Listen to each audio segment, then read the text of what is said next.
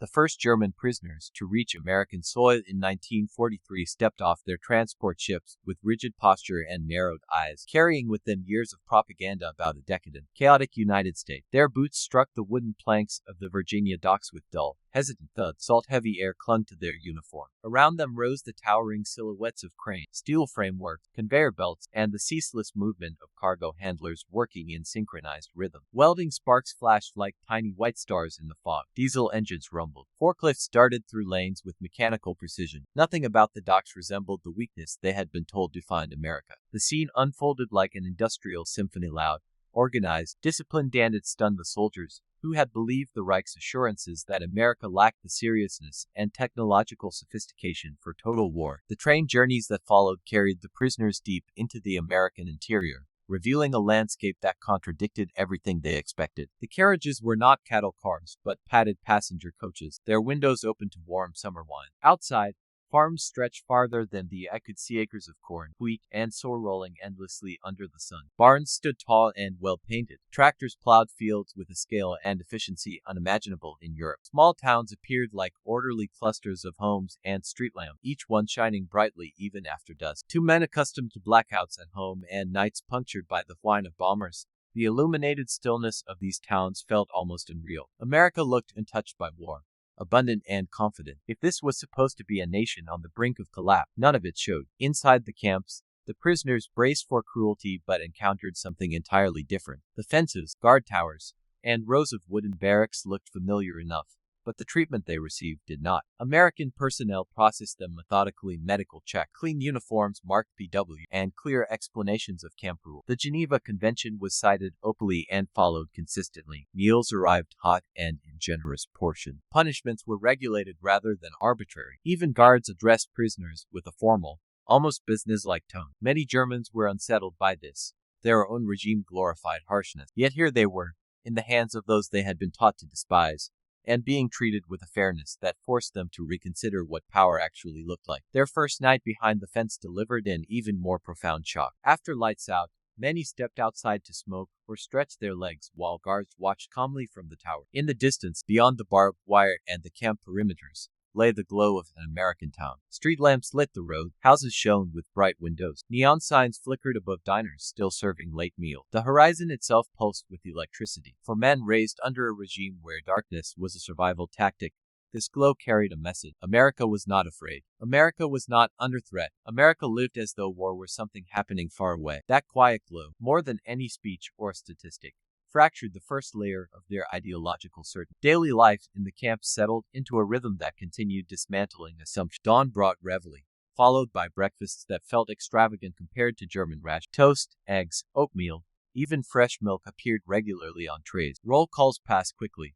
Work assignments were structured, never chaotic. Evenings brought soccer matches, reading, and long conversations in the barrack. The prisoners could not ignore how smoothly everything functioned. Supplies arrived on time. Food quality remained consistent. Medical staff checked on the sick. Letters passed through censors but still reached home. This predictability contrasted sharply with the widening shortages and disruptions in Germany. The Germans had expected the United States to be soft, disorderly, corrupt. Instead, they found a society that upheld rules and routines with effortless authority. Work detachments opened an unexpected window into American life. On farms, prisoners watched machines harvest in one afternoon what European farms took days to accomplish. In canneries, assembly lines moved with astonishing speed and safety. In lumber mills, equipment operated with a scale and power beyond anything most prisoners had seen. Nothing about this productivity matched the propaganda describing American workers as lazy and incompetent. The prisoners quickly realized that even the smallest operations in rural America embodied efficiencies the Reich struggled to achieve despite its coercive methods. Standing in fields larger than some German counties, watching combines churn through acres of grain, many prisoners began understanding the true meaning of industrial might. Inside the camps, ideological tension simmered. A small but vocal group of loyalists clung fiercely to Nazi doctrine, insisting the Americans' display of strength was a deception. They tried to enforce discipline, intimidate doubters, and maintain the idea of German superiority. But the loyalists fought a losing battle. The evidence around them, abundant food,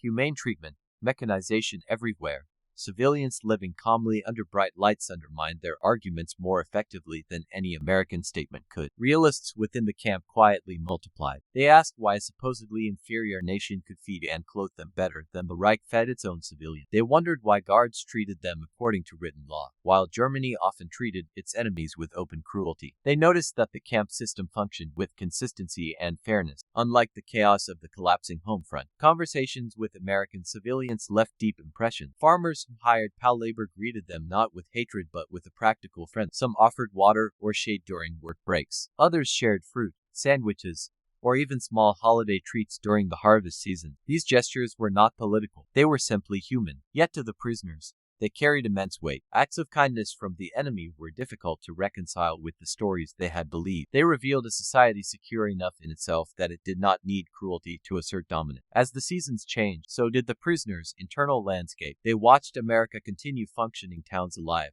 factories roaring, trains thundering down rails, while letters from home described bombed neighborhoods, empty shop, rationing line, and growing despair. The contrast was unavoidable. If America was supposedly weak, why did it appear stronger every day? If Germany was destined for dominance, why did it seem to be collapsing from within? The more the prisoners observed, the harder it became to maintain ideological certainty. By the winter of 1943-44, questions haunted many of them. How could a democratic society achieve such unity without terror? How could a nation of immigrants create such overwhelming productivity? Why did the enemy they were taught to despise treat them more fairly than their own regime treated conquered people? And above all, if Germany truly represented the apex of civilization, why did everything here, food, machines, roads, lights, daily life, seem more advanced than anything they had known? These were not questions they shared openly, not yet, but they lingered in quiet moments, in letters drafted and rewrite, in glances exchanged during evening roll call, in the uneasy recognition that the world they had expected to dominate was more powerful, more prosperous, and more humane than the one they had come from. And so, long before official re-education programs began, long before the camps developed library classes or debates, the prisoners had already begun confronting the first, most destabilizing truth. Their beliefs had not survived contact with reality. The first weeks inside the camps introduced the prisoners to a world that operated with a calm orderliness they had never expected. Barbed wire fences framed the perimeter in neat rectangles. Guard towers rose at each corner, and patrol paths cut straight lines across the compound. Yet the atmosphere, instead of being oppressive, carried a strange sense of stability. The guards enforced rules without cruelty. The barracks, though simple wooden structures, were clean, dry, and heated in winter. Inside, rows of bunks lined the walls, and prisoners quickly arranged them with the instinctive precision of trained soldiers. Even the camp's routine reveille, breakfast, roll call, work details, leisure hours settled over them with a predictability that felt foreign after the chaos of the front. Breakfast itself became a daily revelation. Plates filled with oatmeal, bread, butter, jam, and sometimes eggs or bacon made many prisoners pause in silence. In Germany, families were already cutting rations, stretching flour with substitutes, and saving every scrap. Here, even the enemy's captives were fed meals that resembled peacetime. More astonishing still was the fact that guards ate the same food. There was no special dish for Americans and another for the prisoner. This shared mealtime reality, small though it was, introduced a subtle shock.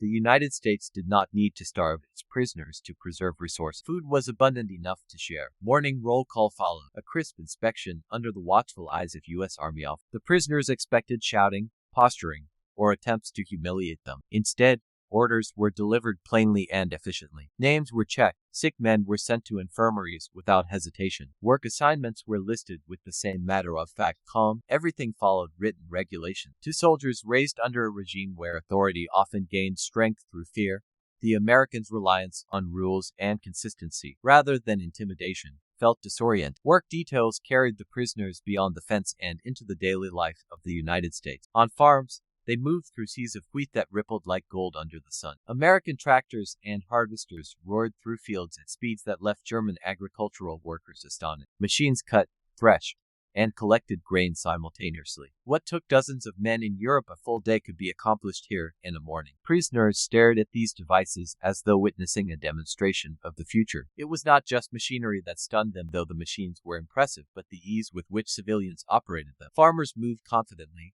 without fear of shortages, fuel rationing, or enemy attack. Their confidence came from living in a country shielded by distance, resources, and industrial power. Canneries offered another window into American efficiency.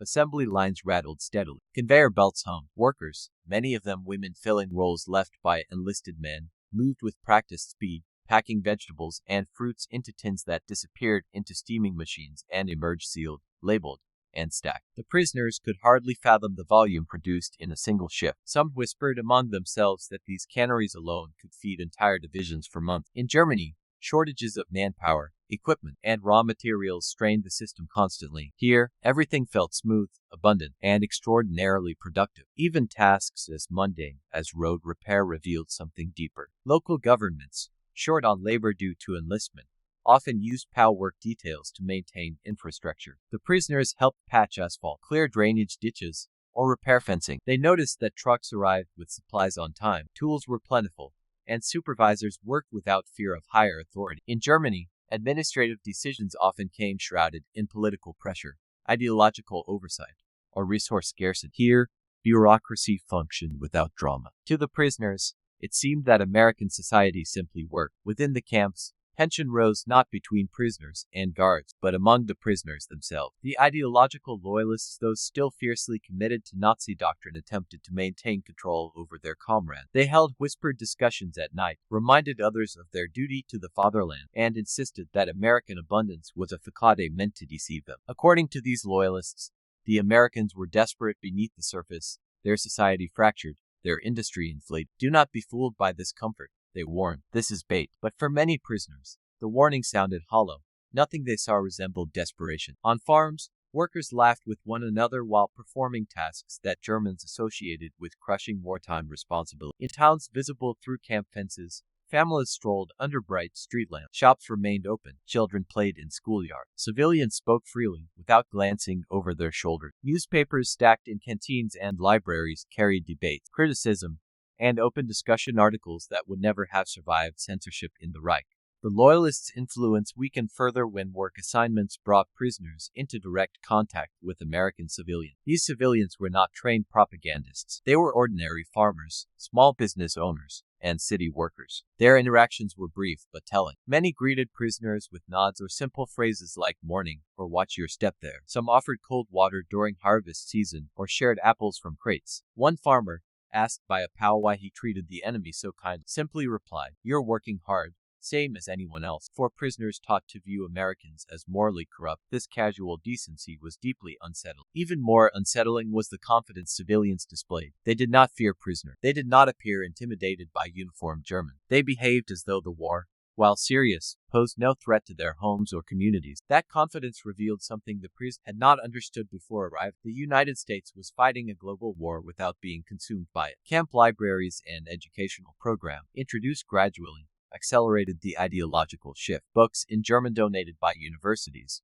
churches, and German-American families lined shelves in converted barracks. Prisoners found histories of the United States, biographies of Lincoln and Washington, texts on economics, science, and political thought. Some read simply to pass the time, others read out of fascination. The most intellectually curious sought explanations for what they witnessed beyond the fence. How could a democracy produce such wealth? How could a diverse society mobilize so effectively? Why did American institutions function without fear or coercion? Even prisoners who held fast to their loyalty found cracks forming in their certainty. They debated into the night, sometimes with clenched fists, sometimes in tense whispers, but each day outside the wire introduced more contradictions than they could dismiss. If the Americans were as weak as propaganda claimed, why did they treat prisoners with confidence instead of panic? If democracy was chaotic, why did their trains run on time? If racial mixing was a weakness, why did Americans of different backgrounds work together at such scale and speed? These questions spread quietly, carried by observation rather than argument. Letters from home added another dimension. Families wrote of bombed streets, ration lines, blackout, and growing despair. Some shared stories of factories destroyed or shortages of coal during winter. These letters cast Germany in stark contrast to the calm abundance prisoners saw around them. For men who once believed the Reich's invincibility, the growing disparity between home and America was impossible to ignore. As winter settled over the camps, conversations grew more introspective. Men sat on bunks sharpening pencils, revising letters, or simply staring at the glow of American towns beyond the fence. They spoke quietly about their shock at how little Metal War changed daily life in the United States. They discussed machines they had never imagined, roads maintained even in the dead of winter, and the sense of security that permeated every American street they glimpsed. Some felt admiration, others felt jealousy.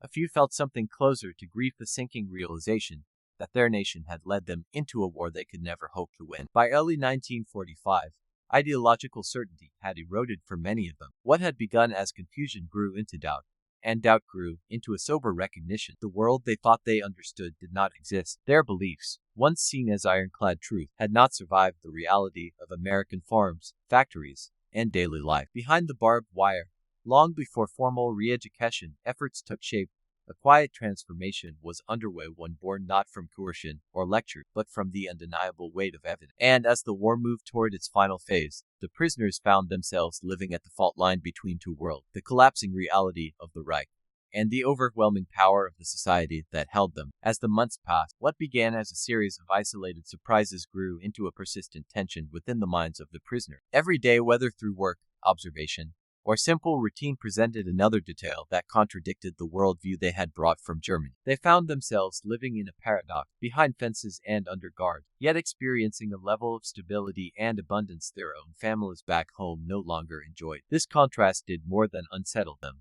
It forced them to re-examine the foundations of everything they believed about power, society, and the meaning of superiority. For many prisoners, the most striking revelation came through the rhythm of American industry. Even in rural areas far from major cities, the hum of production seemed ever present. Trains roared past camps multiple times a day, carrying freight cars stacked with steel beams, machine parts, grain, lumber, and goods of every imaginable kind. These trains became symbols, moving reminders that the United States possessed resources and logistical capacity on a scale the Reich could never match. Every locomotive that thundered by told a quiet, undeniable truth: America was not merely fighting the war. It was supplying its allies, reinforcing multiple fronts, and still maintaining the daily comforts of civilian life. Germany, meanwhile, was rationing nails. The prisoners' own work assignments exposed the breadth of American productivity. On some days, they harvested crops in fields that seemed to stretch beyond the horizon. On others, they were taken to fruit orchards where trees bowed under the weight of uncollected abundance. Many were assigned to cut lumber in forests where the sheer number of trees dwarfed any memory of European woodlands strained by decades of overuse. Whether repairing fences, stacking timber,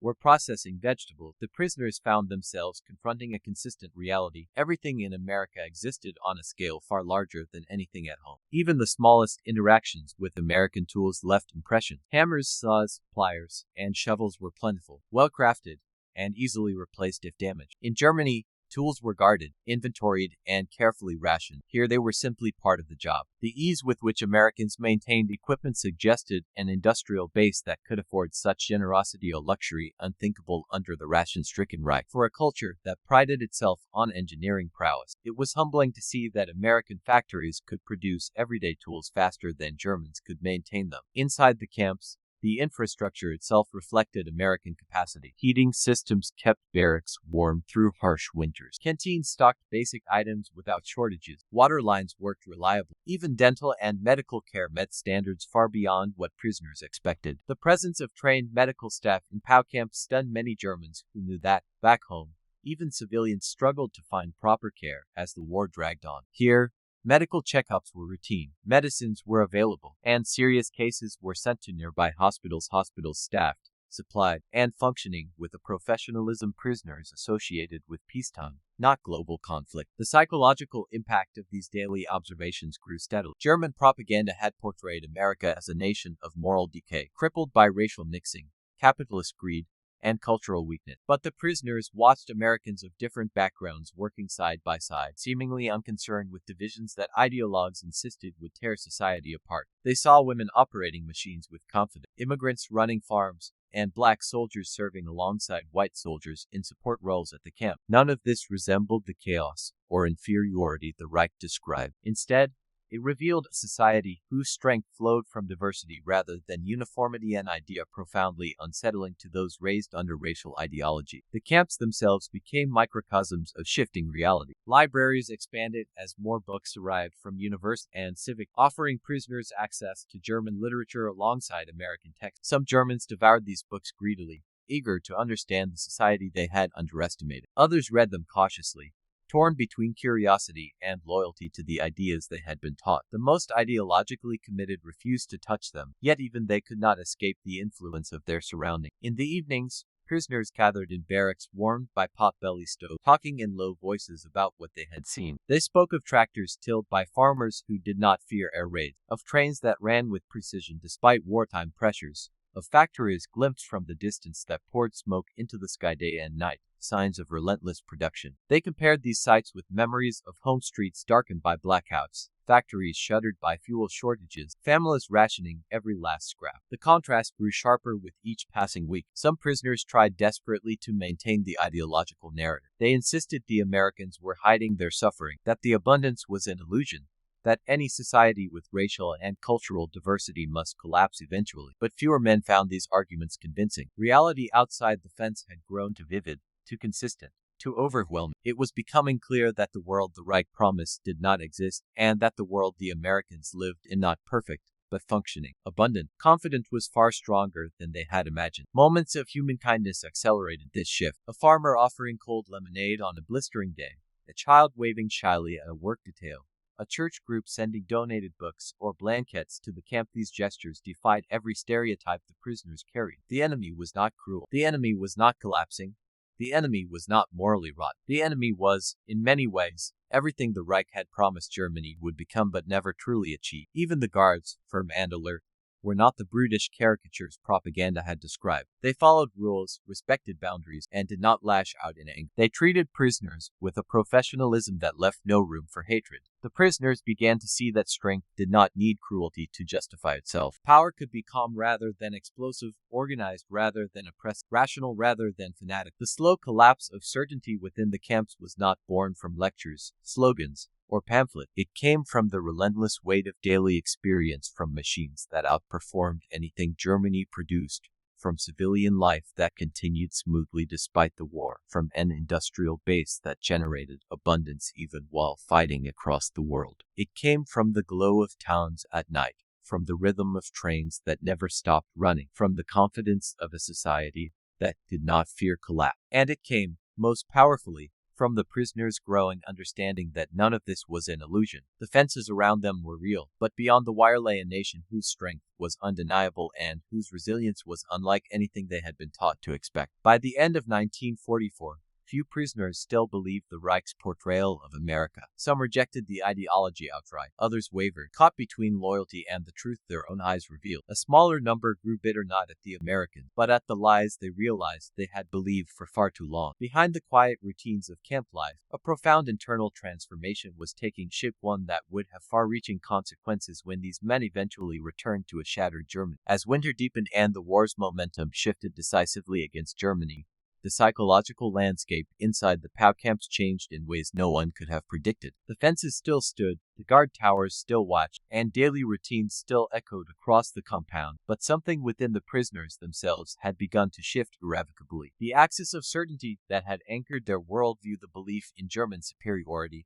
the conviction in Nazi ideology, the faith in the Reich's invincibility, was weakening, not because of lectures or interrogation, but because reality contradicted everything they had once accepted as truth. Ideological loyalists sensed this change long before it became openly visible. These men, hardened believers in the Reich's mission and doctrine, grew more intense in their efforts to maintain discipline among their fellow prisoners. They held whispered meetings in the barracks after lights out, trying to remind others of their duty and honor. They repeated slogans with increasing force, as though volume could drown out doubt. They warned that any aberration of American society was a betrayal of the fatherland. For a time, their authority held through intimidation, habit, and the lingering fear that Germany might yet turn the tide of war. But each passing day brought new cracks in their power. The camp environment, with its fairness and consistency, undermined the ideology that relied on fear, hierarchy, and racial supremacy. A system rooted in coercion could not survive in a place where rules were upheld without hatred, where strength was demonstrated through order rather than violence, and where the enemy treated them better than some German units treated their own civilians. The Loyalists fought a losing battle, not against American policy, but against the evidence that surrounded the men in every corner of their daily life. Letters from home accelerated the unraveling. Mail arrived irregularly, often weeks or months out of date. Yet each letter carried fragments of a collapsing world. Prisoners read of shortages, bombings, evacuations, and growing despair in every German city. Some letters described homes reduced to rubble. Others reported that factories had been destroyed by Allied raids, that fuel was scarce, that families were cold. A few letters spoke of political suspicion, neighbors turning on one another, loyalty questioned, fear taking root. These accounts clashed sharply with what prisoners saw in America, where towns thrived, food was plentiful, and the war seemed a distant storm rather than an existential threat. Work details continued exposing prisoners to aspects of American life that shadowed and contradicted their expectations. When assigned to help on a dairy farm, they noted the mechanical milking systems that required minimal labor yet produced vast quantities of milk. When sent to assist in orchards, they saw fruit collected so abundantly that crates overflowed before they could be loaded onto trucks. When deployed to lumber yards, they watched immense stacks of timber being processed and shipped rapidly, all while trains continued delivering the stock. The sheer volume of production impressed upon them a simple truth: the United States possessed resources and organizational capacity far beyond the Reich's reach. Some prisoners began to talk openly about their changing perspectives. In one barracks,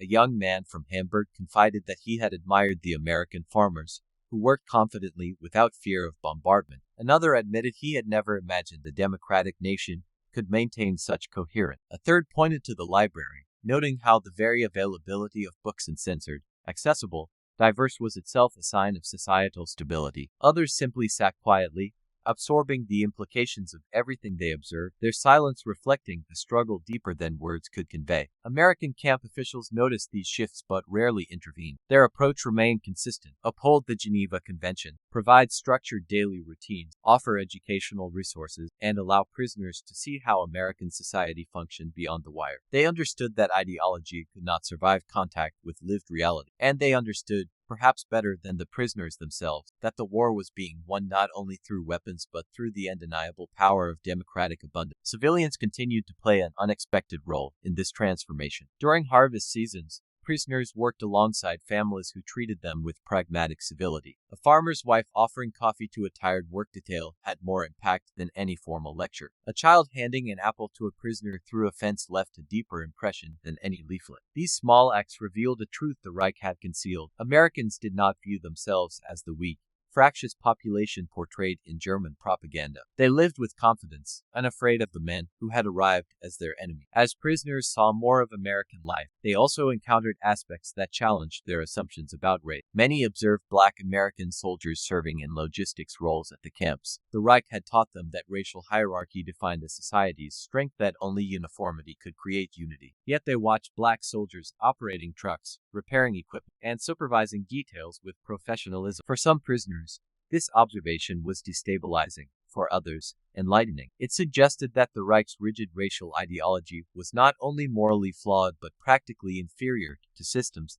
that embraced a broader pool of talent and labor. The camp libraries became refuges for many. Men who once embraced ideological rigidity now studied American political systems, economic models, and histories. They discovered debate, elections, and civic structures that functioned without the coercive oversight they associated with governance. They read about the Constitution, the separation of power, and freedom of the press. Some marveled at the idea that newspapers could criticize leaders without fear of imprisonment. It seemed almost fantastical. Through these readings, prisoners gained vocabulary for what they were already witnessing: a society grounded not in fear, but in law; not in uniformity, but in shared purpose; not in propaganda, but in transparency. The realization that democratic systems could produce both freedom and strength challenged the core tenets of Nazi ideology, which insisted that only authoritarian unity could protect a nation. The Loyalists grew increasingly isolated. Their attempts to enforce ideological conformity grew shrill, desperate, and ineffective. When they scolded others for admiring America's machine, no one listened. When they accused men of betrayal for reading American books, few cared. When they tried to organize secret meetings to reassert ideological dominance, attendance dwindled. Reality had become the most persuasive opponent they had ever faced. As 1945 approached, the prisoners found themselves standing at a crossroads. The war's outcome had become inevitable. Their ideological certainty, once unshakable, now lay fractured. Some embraced this transformation openly, discussing new ideas with curiosity and humility. Others struggled privately, caught between loyalty to homeland and recognition of the Reich's failure. A few descended into bitterness, not toward the Americans, but toward the leaders who had fed them lies. Yet, regardless of how each man processed this internal shift, the change was undeniable. The Americans had not forced them to adopt new beliefs. They had simply allowed them to witness a functioning society, one whose strength came not from domination, but from abundance, fairness, and confidence. This contrast struck deeper than any propaganda could. It carved its way into their thoughts slowly, steadily, and irreversibly. By the spring of 1945, long before the camps would begin structured re-education program, a majority of the prisoners had already reached the same unspoken conclusion. The world they had been taught to believe in bore little resemblance to the one unfolding before their eyes, and the ideology they had once carried with conviction had begun to crumble not through courage but through clarity. As the war thundered toward its final and catastrophic chapters in Europe, the German prisoners in the United States found themselves experiencing a very different kind of conflict, an internal one. Their environment remained predictable: orderly roll calls, structured work details, steady meals, and guarded but respectful interactions with American personnel. Yet within this predictability, something quietly revolutionary was occurring. The prisoners were no longer grappling with America as an abstraction. They were now, layer by layer, confronting the truth of an industrial, democratic civilization whose strength came not from force, but from a deep reservoir of economic capacity, social confidence, and civic structure. And through this confrontation, the very foundations of their former ideology continued to erode. Work assignments remained the primary window into this world. Every day, prisoners rose before the sun and boarded trucks or marched in formation to their labor sites. These sites varied: fields, orchards, sawmills, lumber camps, municipal repair teams. What united them all was the unmistakable sense that American productivity did not merely endure wartime challenges, it thrived despite them. A prisoner assigned to a dairy farm remarked in awe how effortlessly machines handled tasks that required entire crews back home. Mechanical milking systems extracted milk with precision. Electric pumps filled tanks in minutes. Refrigeration units hummed steadily,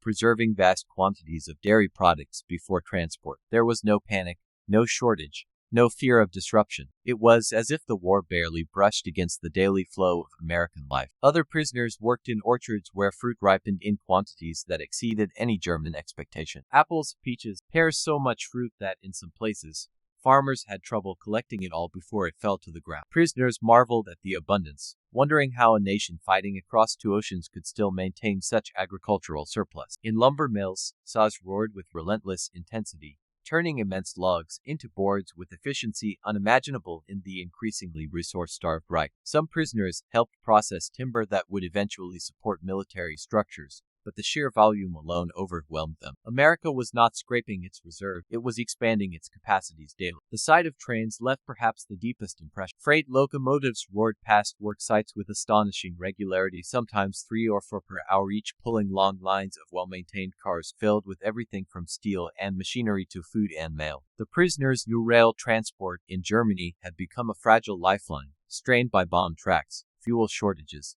and relentless Allied raiding. Yet here, locomotives thundered across the landscape without interruption, carrying the raw materials of a nation that seemed inexhaustible. The contrast was painful, illuminating, and, ultimately, transformative. Inside the camps, education expanded. What began as small shelves of books grew into full libraries, stocked with volumes donated by churches, universities, civic groups, and German-American communities. The reading material was not propaganda. It was simply literature: German classics, American histories, geography texts, dictionaries, biographies, and political works exploring the foundations of democratic governance. Some of the prisoners approached these books hesitantly, still clinging to convictions that framed American society as morally corrupt. Yet even they, confronted by the calm order of camp life, found themselves drawn to understanding the system that had produced such stability. The educational programs offered by the Americans were voluntary, but demand outstripped capacity. Teachers, some American, many former educators among the POW population, led classes in English, mathematics, geography,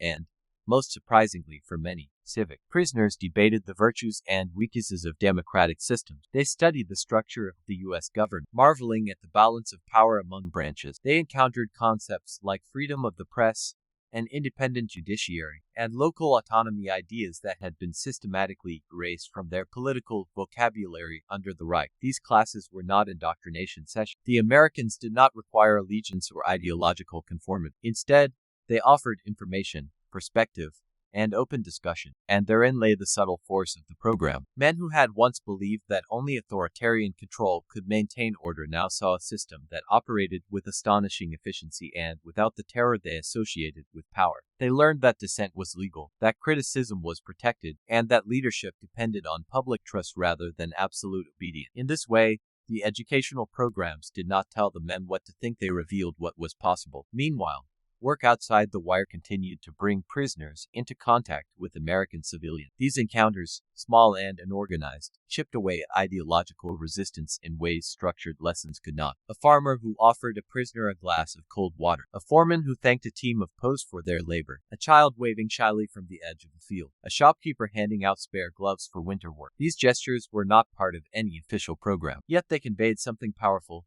Americans did not fear the prisoner, and they did not hate them. They treated them as human beings, not as ideological enemies, not as racial inferior, not as dangerous outsiders. This simple humanity challenged decades of propaganda more effectively than any argument. The loyalists within the camps watched these interactions with growing alarm. Their grip weakened daily. They tried to enforce ideological loyalty through pressure, intimidation, or whispered warning. They warned that Germany would rise again, that America's abundance was temporary, that the Reich's destiny was still assured. But their voices carried less conviction.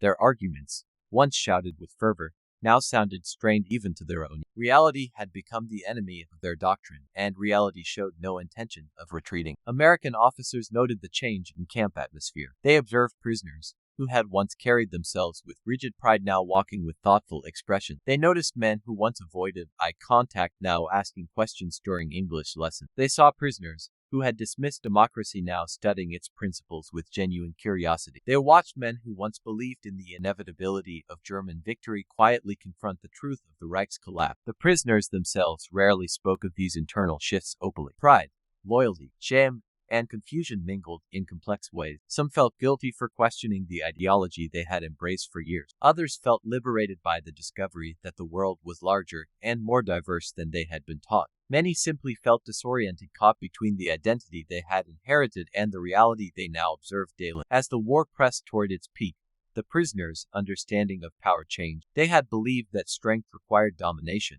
that order demanded fear, that unity depended on the suppression of differences. But America's example told a different story. Here was a nation that had achieved unparalleled industrial might through cooperation, innovation, freedom, and civic participation. It had mobilized millions of workers without mass coercion. It had produced ships, tanks, planes, and food in quantities beyond anything the Reich could imagine. And it had done all this while maintaining a society where citizens lived without dread, where debate was permitted, and where towns glowed freely at night because no enemy would ever reach them. That final truth, the glow of American towns, remained one of the most powerful symbols for the prison. Every night, they looked beyond the wire and saw lights shining confidently in the distance. Those lights burned through propaganda more effectively than any book or lesson. They represented safety, abundance, and the profound reality that America did not fear the war and never had. By early 1945, the process was unmistakable. Thousands of German prisoners, once loyal to a regime built on myths of superiority, now carried within them the seeds of new understanding. They did not become Americans. They did not abandon their heritage. But many began to see that the strength they had been taught to worship was brittle, and the society they had been taught to scorn was resilient in ways the Reich had never achieved. This transformation, slow, quiet, internal, would echo long after the fences came down. And for many of these men, the most significant battle of the war was not the one they fought on foreign soil, but the one they fought within themselves. By the beginning of 1945, a new atmosphere settled over the POW camps, one shaped by rumor, scattered radio announcements, and letters that carried the distant tremors of a crumbling Reich. The prisoners, once wary of discussing the war's progress, now leaned toward guard towers, straining to hear fragments of news. They gathered in the corners of barracks to compare letters, each man seeking confirmation of what he already suspected. Germany was collapsing. Each day brought whispers from new arrivals or from guards who allowed brief glimpses of headlines. These fragments of information did not merely inform them, they pierced the fragile remnants of ideological certainty that had survived months of exposure to American life. For many prisoners, the first unmistakable sign of impending disaster came from letters sent by their family. In these letters, the tone shifted. Once filled with confident slogans and patriotic resolve, they now spoke of hunger, rubble, and fear. Mothers described hour-long bread lines where supplies ran out before they reached the front. Wives described nights spent in basements listening to the distant thunder of bombs. Children wrote of schools closed, relatives missing, streets unrecognizable beneath ash and debris. Some letters spoke of gas shortages so severe that even bicycles had become precious. Others described the strange quiet that followed a bombing raid, a silence heavy with the absence of neighbors who had been there the week before. The prisoners knew Germany had endured enormous hardships, but these letters revealed a scale of destruction they had never imagined. Their discussions grew somber. Men who once rejected any critique of the Reich now admitted privately that their homeland was suffering beyond measure. They asked questions that would have been unthinkable a year earlier. How had the government allowed this? Why had they been told the war was nearly won? What kind of leadership let its people starve while insisting the nation was on the verge of victory? These questions did not yet form a coherent critique, but they marked the beginning of a deeper reckoning. News from guards reinforced what the letters implied. The Americans did not mock or gloat. They simply reported facts when asked, facts that cut more deeply because the prisoners knew the Americans had no reason to lie. They heard that the Allies had crossed the Rhine. They heard that German forces were retreating on every front. They heard that fuel supplies were nearly gone, that factories had stopped functioning, that entire cities were no longer recognizable. Rumors of Hitler's deteriorating health or of internal disputes within the German leadership circulated through the camp like cold wind. The prisoners, who had believed most fiercely in the Reich's invincibility, now avoided these conversations, their silence a quiet acknowledgement of realities they could not deny. The psychological tension grew more pronounced as the months dragged on. Prisoners felt themselves suspended between two worlds: the ordered, confident, abundant America surrounding them, and the devastated homeland described in their letters. Some men fell into depression, wrestling with guilt that they were safe while their families suffered. Others grew angry, not at the Americans, but at the leaders who had become symbols of betrayal in their mind. Many simply felt lost, unsure what identity remained once the ideology that shaped their youth began to crumble. Then,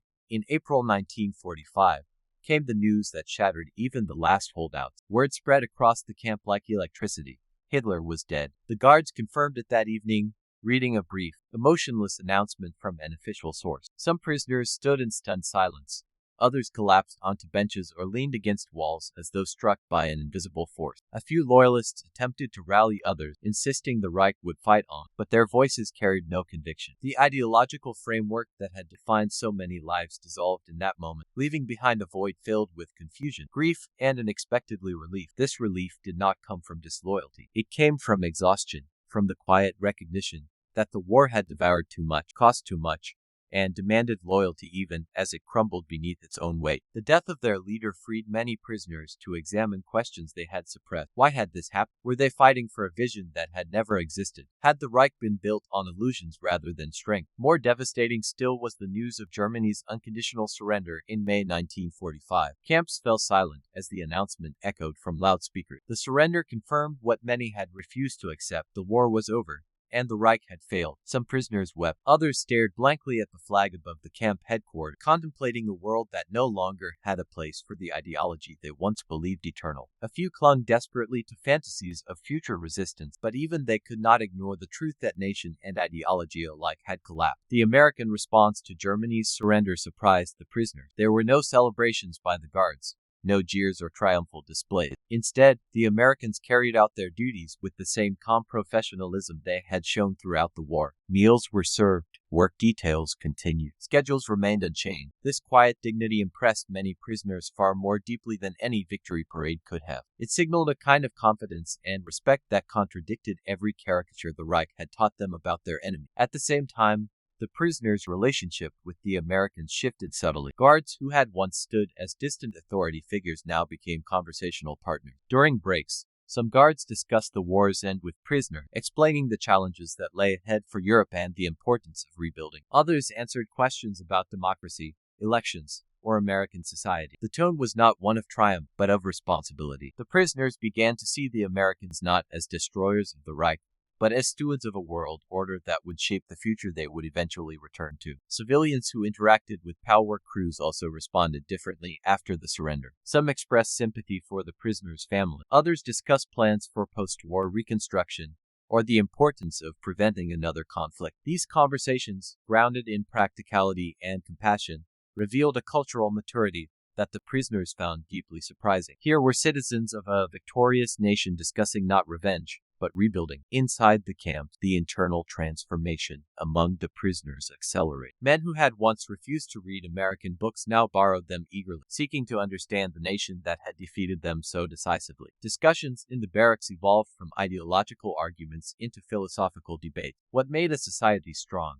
What guaranteed its stability? Why had Germany failed despite its discipline and militarism? Why had America succeeded despite its diversity and distance from the conflict? These questions became the new intellectual terrain of the camps. The answers varied, but several themes emerged with clarity. Many prisoners concluded that the Reich had sacrificed stability for control, innovation for rigidity, truth for propaganda. Others realized that American strength came not from uniformity but from flexibility, not from coercion but from cooperation. Some saw that democracy, far from being weak, possessed an inner resilience that authoritarian regimes lacked the ability to adapt, absorb shocks, and correct its own failure. These ideas did not transform all prisoners equally. Some embraced them wholeheartedly.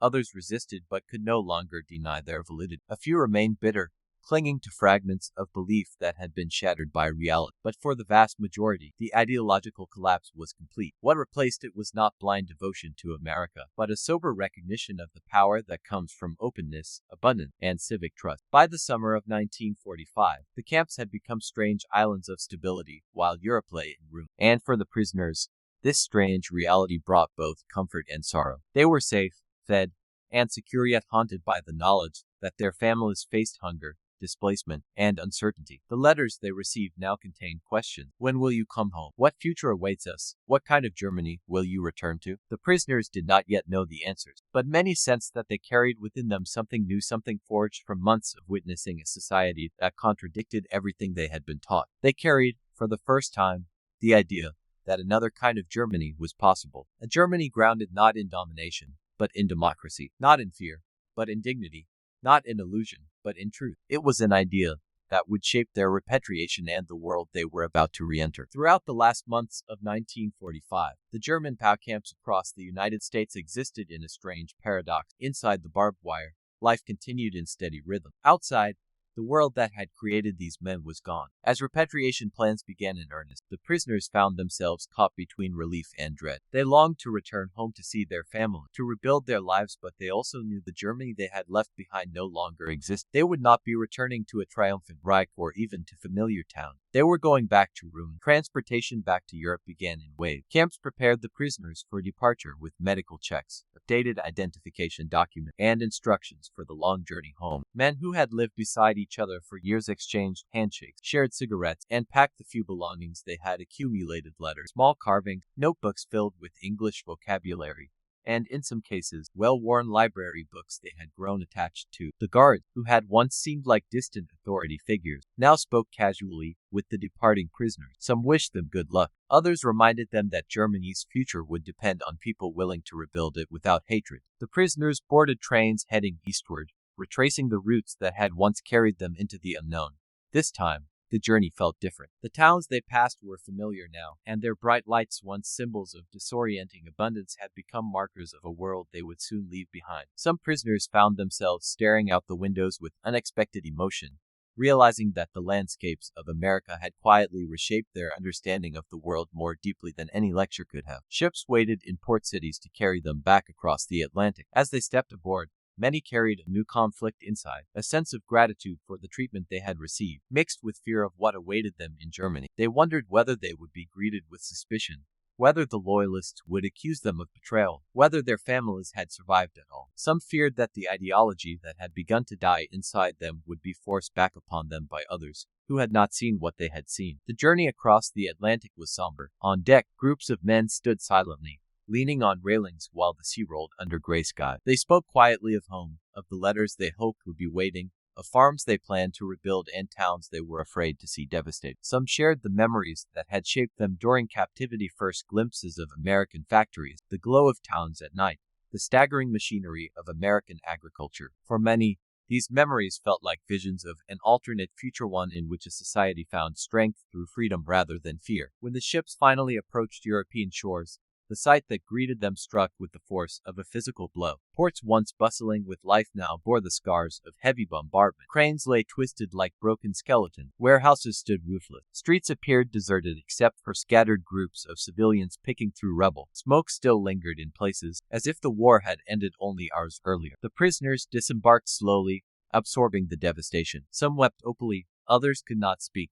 From the ports, they were transported by train to processing centers in Germany, and the scenes outside their windows confirmed that the destruction was far worse than any letter had conveyed. Entire districts were flattened, bridges lay in the rivers they once crossed, churches stood without steeples, rail yards were tangled with wreckage. Families lived in makeshift shelters assembled from doors and fragments of wall. Children played in streets lined with ruins because there was nowhere else to go. It was a country that had not simply lost a war, it had been hollowed out, its spirit fractured. Reunion with families brought relief but also sorrow. They embraced loved ones who had endured years of terror, hunger, and dislocation. Many discovered that fathers had died in bombing, that brothers had fallen on the Eastern Front, that childhood homes were gone. Mothers who once radiated authority now looked aged by hardship. Siblings spoke of dashing to shelters in the middle of the night. Some family members, especially older ones, still clung stubbornly to the ideology that had guided the Reich, insisting that Germany had been betrayed or misunderstood. But the returning POWs,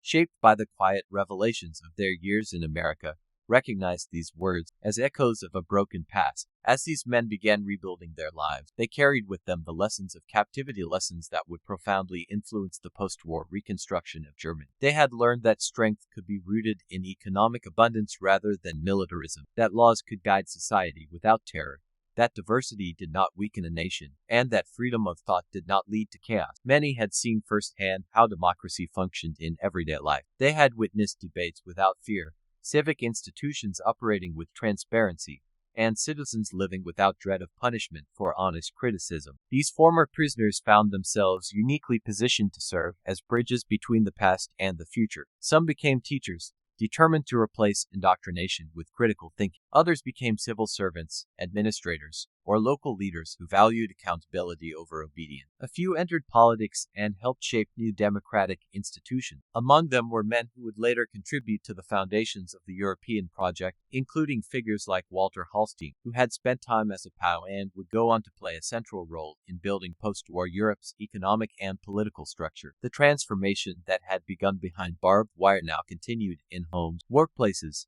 and town halls across Germany. Former POWs spoke of how America's industrial might, civic stability, and treatment of prisoners had influenced their understanding of what made a nation strong. They described how the glow of American towns at night, the abundance in grocery stores, the confidence of workers, and the predictability of law left deeper impressions than any propaganda film or political speech ever could. These memories became quiet seeds planted in a devastated land, seeds of democratic thought, personal responsibility, and a new understanding of what a nation could strive to become. Not all embraced these lessons. Some clung bitterly to the ideology that had failed. Others rejected any influence from the country that had defeated Germany. But the tide of transformation had already begun, carried by hundreds of thousands of former prisoners who had witnessed a different model of society during their years of captivity. In the years that followed, many historians would note that the German POW experience in America was one of the most unexpectedly successful re-education processes in modern history, not because it relied on coercion, but because it allowed reality to speak for itself. The United States did not convert these men with argument. It converted them with food,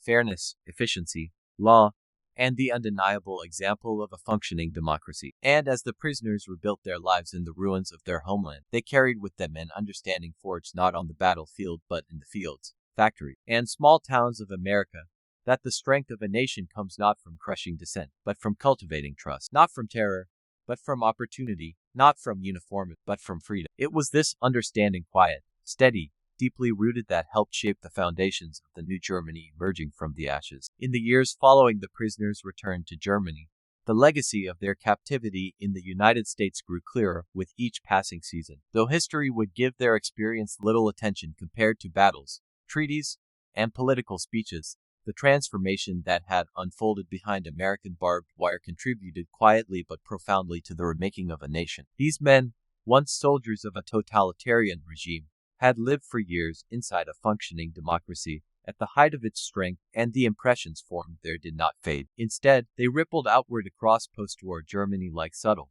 but persistent way. The most powerful legacy of their time in America was not ideological conversion, nor blind admiration for their captors. It was something deeper and more practical. The understanding that societal resilience came not from rigid control, but from trust, participation, and the freedom to adapt. Germany's authoritarian structures had collapsed swiftly and violently under the pressures of total war. America's democratic structures, in contrast, had absorbed these same pressures with unprecedented industrial energy. This contrast became a quiet compass for many former POWs as they navigated the immense task of rebuilding their shattered homeland. One of the first places this influence appeared was in local government. In towns and cities across Germany, returning former prisoners stepped into administrative roles where their experience of American civic life proved invaluable. They emulated the transparency they had observed in U.S. institutions, the clear procedures, the predictable rules, the absence of arbitrary authority. In municipal offices, they insisted on record-keeping systems modeled on what they had seen in camp administration. In community meetings, they encouraged open discussion and discouraged the fear-driven conformity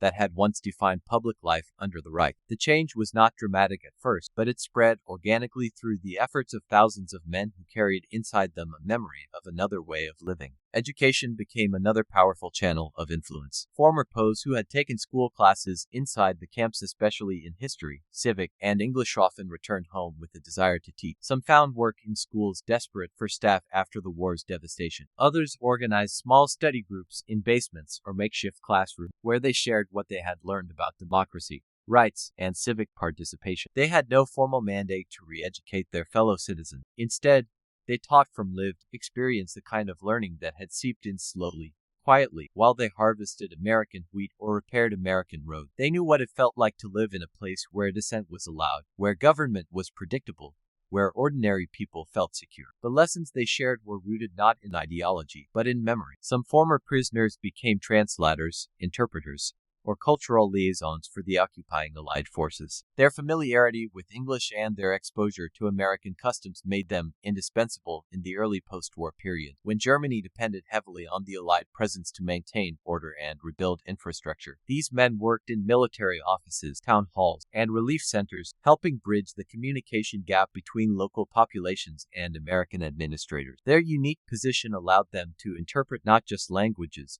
but attitudes, explaining American expectations to Germans and German concerns to Americans. In countless small exchanges, they helped ease the tension of occupation and built early foundations of trust between former enemies. Many former POWs found roles in Germany's emerging democratic political parties. They joined not because they suddenly saw democracy as perfect, but because they recognized it as functional, pragmatic, and capable of withstanding hardship. For men who had witnessed the collapse of an authoritarian system that demanded perfection yet delivered catastrophe, the messy resilience of democracy held appeal. Some became local representatives or advisors. A few eventually rose to higher office. Walter Hallstein, for example, who had spent time as a POW in the United States, would later help lead West Germany into the European Economic Community, guiding Europe toward cooperation rather than conflict. His involvement was not unique. Many of the voices calling for international cooperation and economic integration in post-war Germany came from men who had once worked American fields under guard. Industry and labor also absorbed the influence of former POWs. Men who had spent work details in American factories or agricultural operations returned with first-hand knowledge of mechanization, efficiency, and labor management cooperation. They brought home insights into how production could be organized without coercion, how innovation could be encouraged through openness rather than fear, and how workers could contribute effectively when given the tools and trust to do so. As Germany rebuilt its industry first through makeshift repairs, then through massive reconstruction efforts, these insights helped shape new practice. Some prisoners encouraged collective bargaining approaches similar to those they had observed in the United States. Others pushed for safer working conditions or more standardized processes. Their impact was subtle but significant, woven into the very fabric of Germany's economic revival. Perhaps the most profound transformation occurred in the realm of personal identity. Former prisoners found themselves rethinking not just their relationship to the state, but their understanding of strength, dignity, and human worth. The treatment they had received in America challenged deeply ingrained assumptions. They had been fed a worldview in which strength required domination, in which superiority justified cruelty, in which the enemy existed only to be conquered. Yet they had been met with fairness, sometimes even kindness, by the people they had been taught to despise. That contradiction lingered. It reshaped how they treated others, how they raised their children, how they spoke about the world. These changes were not universal. Some returned prisoners resisted them, retreating into bitterness or the hollow comfort of the ideology they had carried into captivity. But for many, the quiet lessons of their years in America, especially the glimpses into a society functioning without fear, remained a guiding force. They had seen the power of abundance. They had witnessed the stability created by law and the absence of arbitrary violence. They had observed the confidence that came from civic participation and economic opportunity. They had lived in a place where power did not require cruelty to sustain itself. As Germany moved through the late 1940s and early 1950s, these former posts played a meaningful role in its transformation. They became advocates for moderation in a nation tempted by extremism, for openness in a nation scarred by propaganda, for cooperation in a nation shaped by conflict. Some historians would later argue that the quiet influence of returning POWs helped lay the psychological groundwork for West Germany's democratic success. They did not build the nation alone, but they helped shift the mindset of a society emerging from the wreckage of authoritarianism. The influence of their captivity also extended beyond Germany's borders. Many former prisoners traveled back to the United States decades later, often with their children or grandchildren. They visited the towns where they had worked, the farms where civilians had shared fruit or offered a glass of water, and the camps now overgrown or replaced by new structures where they had experienced the first cracks in their certainty. Some wrote memoirs, acknowledging how their time in America had reshaped them. Others quietly supported transatlantic cooperation, understanding that the peace of Europe depended on the friendship of former enemies. In the end, the legacy of the German POWs in America was not just the story of men captured in war. It was the story of how exposure to a functioning democracy, especially in the form of everyday life, can undo years of indoctrination. How fairness can outmatch fear. How abundance can silence propaganda. How a society secure enough to treat its enemies humanely can win victories that extend far beyond the battle. What began with the shock of illuminated towns and mechanized farms became, over time, a slow turning of mind, and the echoes of that transformation helped shape a new Germany, one rooted not in domination, but in the desire for peace, stability, and cooperation. In the grand narrative of World War II, the story of the German prisoners held in the United States appears, at first glance, like a small footnote. It lacks the thunder of tanks across open fields, the roar of bombers in formation, the drama of amphibious landing, or the moral weight of liberation. There were no iconic photographs, no decisive battles, no medals awarded for what happened behind those fences scattered across the American landscape. And yet, in the long arc of history, the transformation that unfolded within those quiet, ordered camps stands as one of the war's most enduring victories, won not with weapons, but with example, not with speeches, but with the simple clarity of lived reality. Thousands of young German men entered captivity carrying a worldview shaped by years of ideological conditioning. They believed in the inevitability of German superiority,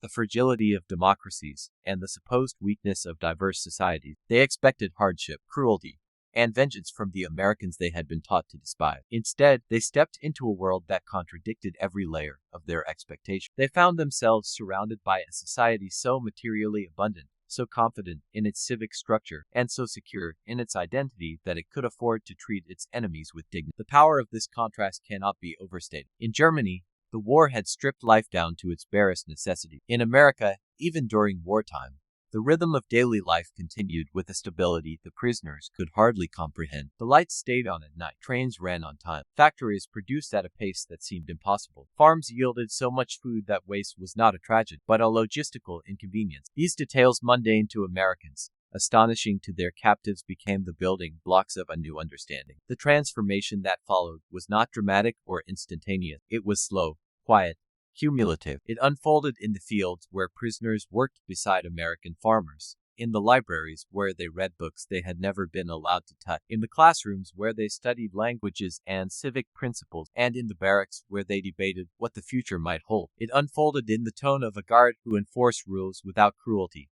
in the friendliness of a child waving from a roadside, in the efficiency of American workers who maintained machines with confidence and without fear. When Germany collapsed, these prisoners returned to a homeland unrecognizable from the one they had left. They found ruins where cities had once stood, fear where pride had lived, and silence where certainty had spoken. But many of them also returned with something else, a realization that strength did not require domination, that unity could exist without coercion, and that a nation could be powerful without demanding absolute obedience. They had seen a functioning democracy, not as an abstraction or an enemy caricature, but as a lived experience. The true legacy of their captivity lies in the ways they carried this understanding forward. In the classrooms they filled, the town councils they joined, the factories they rebuilt, and the policies they supported. They planted quiet seeds of democratic thinking. They were not perfect men, nor were they single-handedly responsible for Germany's transformation, but they were part of a generation that learned, through contrast and through crisis, that there was another path forward, one grounded in law, cooperation, and human dignity. In that sense, the story of the German POWs in America reveals a deeper truth about the nature of a victory. Military triumph ends battles, but moral triumph reshapes the future. The United States demonstrated a kind of power that no battlefield could measure, the power of confidence so absolute that it needed no cruelty, the power of abundance so great that it required no hoarding, the power of democracy so stable that it could transform enemies not through force, but through example. The men who returned to Germany carried inside them the memory of illuminated towns seen through the wire at night, of trains rumbling endlessly with goods, of fields stretching further than the eye could see, of a society that functioned not because it silenced its people, but because it listened to them. These memories became, for many, the quiet foundation upon which a new Germany was built, a Germany that would seek partnership over conquest, cooperation over isolation, and stability over fanaticism. In the end, the most enduring victory of the war may not have been won on land,